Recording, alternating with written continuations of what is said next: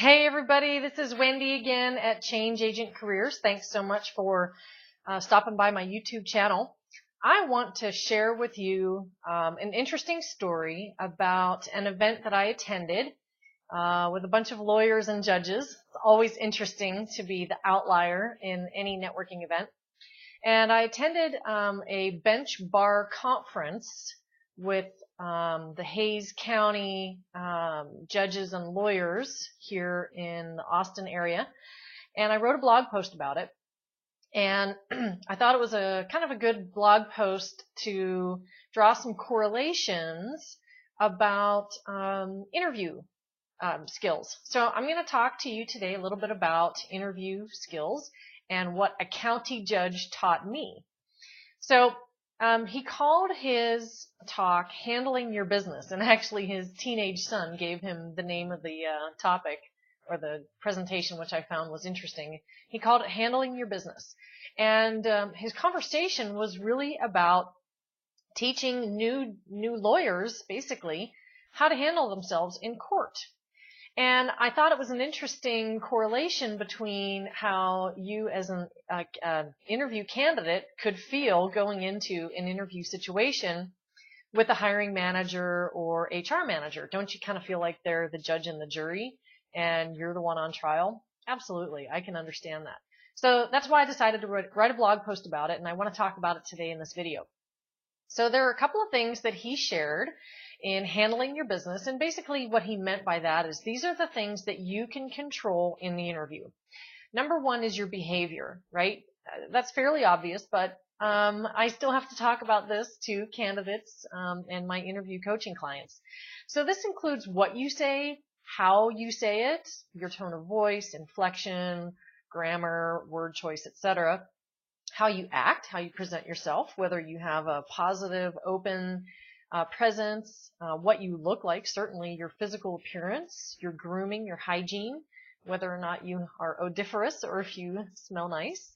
It's the entire package of your physical presence, your body language in all forms. Next is you can control how you react in interviews. And, a lot of times interviewers and HR managers, they'll throw in some tricky questions, and they do that on purpose. I coach my clients to remember that from the minute you leave your house to the minute you get home, you have to act as if everything that happens is all just a tactic to throw you off, to see how you'll react under pressure.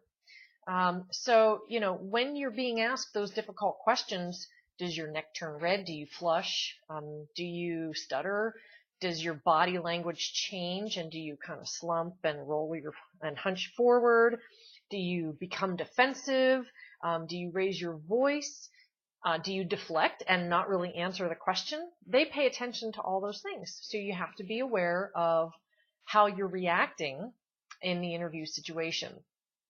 So remember to stay calm during the storm and never let them see you sweat. So you have to practice those things. Next is your demeanor. I think this is a bit redundant, but in my opinion, apparently behavior is so important that the judge mentioned it twice. So think about that.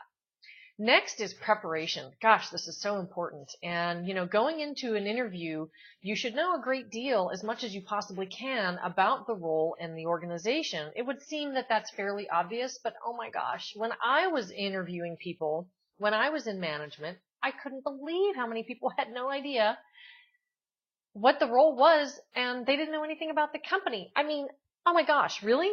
So what you're telling me is you're just applying for any job out there, whether you're qualified or not, whether you think you would be a good fit or not. Oh my gosh, what a complete and epic waste of my time and yours, or the candidates. So gosh, do the research. Spend time getting to know more about the company. Make sure that it's a company that you'd want to work for. Make sure they have the kind of culture that you want to be involved in. Make sure it's a role that you'll actually be able to work in and be productive and produce and, show up for, that you actually want to be in. Next is presentation, right? On one hand, you don't want to sound rehearsed, right? You don't want to sound like a robot in your delivery. But on the other hand, you don't want to be caught off guard by unexpected questions. Now, when I go through interview training and coaching with my clients, there's no possible way that I'm going to be able to ask the questions that the hiring manager or HR manager comes up with, but I can teach you how to think on your feet. The moral of the story here is preparation is critical. One of the CEOs I used to work for said one time that he prepares twice as long for the amount of time he's expected to speak. In other words, if he expects to speak for 30 minutes, he spends an hour preparing. If he has to speak for 45 minutes, he spends an hour and a half preparing. And I recommend in an interview situation that you do the same, at least double the amount of time that you're expected to be in the interview. And you're not going to know. You have to estimate, right? But you can sometimes get a gauge from the recruiter or the hiring manager or the person that's setting up the interview with you how long to expect. So if they say, plan on 30 minutes at least, plan on 45, and then prepare for an hour and a half. That's a kind of a good rule of thumb.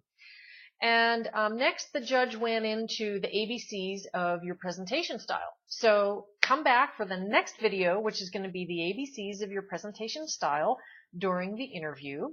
And please peruse my other videos here on YouTube. I'm putting up a new YouTube video every week for you to help you during your job search, during your career change, during all those things that go with the whole career development package. So thanks so much for stopping by and watching my YouTube video. Please let me know if there's anything you like or don't like, if this is working or not working for you, if you have suggestions or ideas on videos that you would like me to put up on the channel.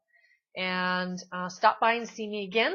Please subscribe to my channel. And also, if you're on my website, please subscribe to my blog. I post a new blog every week, and this will be delivered right to your inbox on Tuesday mornings. Thanks so much, and have a wildly successful day.